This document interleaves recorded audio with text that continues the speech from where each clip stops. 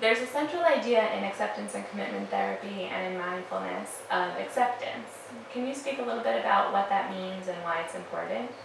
Yeah, it really is a central theme in both of those approaches, and it's really important because what acceptance is about is understanding that life has a lot of pain and suffering in it. And nobody gets through life without having some pain and having some suffering.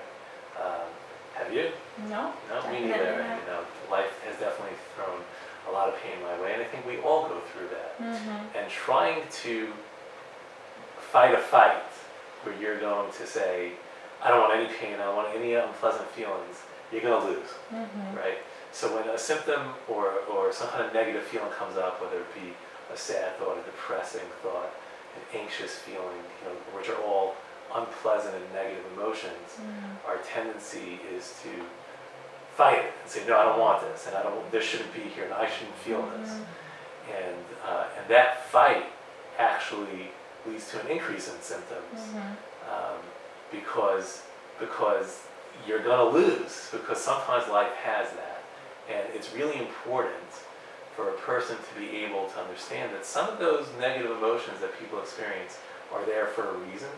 They help us understand ourselves. They help actually deepen our emotional experiences. They help us understand life in different ways. They're not fun or pleasant. I don't like when I feel them.